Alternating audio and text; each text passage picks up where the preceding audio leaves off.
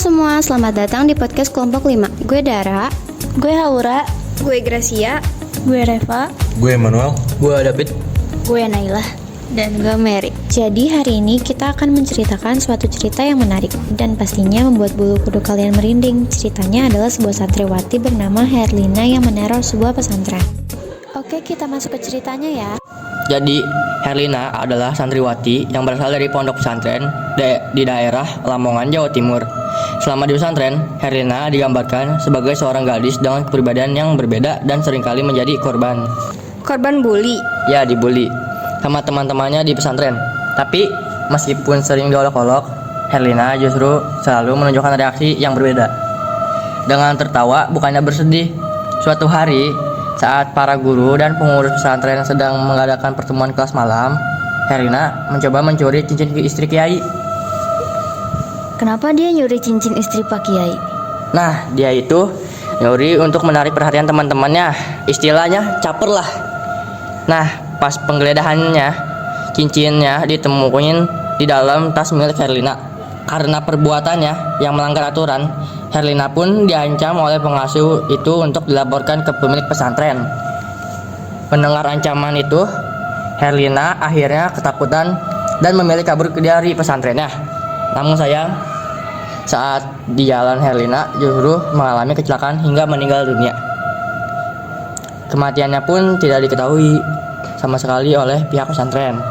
Tak terima anaknya sudah meninggal dunia, nah, orang tua Herlina pun akhirnya mendatangi seorang dukun sakti di daerahnya untuk membalas dendam pihak pesantren Herlina yang menimba ilmu. Dukun tersebut mengirimkan sosok yang mirip dengan Herlina ke pesantren itu sesuai dengan transaksi harga yang telah disepakati. Si dukun berpesan agar setiap malam Jumat Kliwon, Herlina harus diberi minum darah biar Herlina tetap hidup. Singkat cerita, Herlina kembali ke pondok pesantren. Namun pihak pondok yang tak mengetahui Herlina meninggal pun menerimanya kembali. Syaratnya, ia harus meminta maaf dan menjalani sebuah hukuman.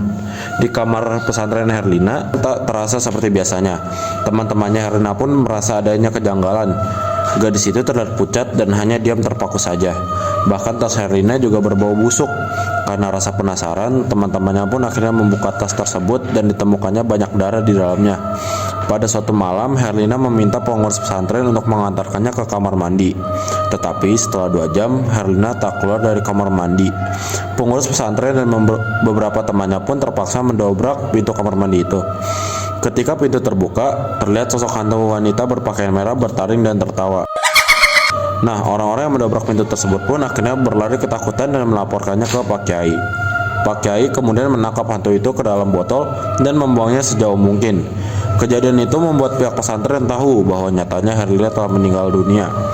Pak Kiai dan pengurus pesantren pun mendatangi rumah Herlina untuk memastikan kejadian yang sebenarnya.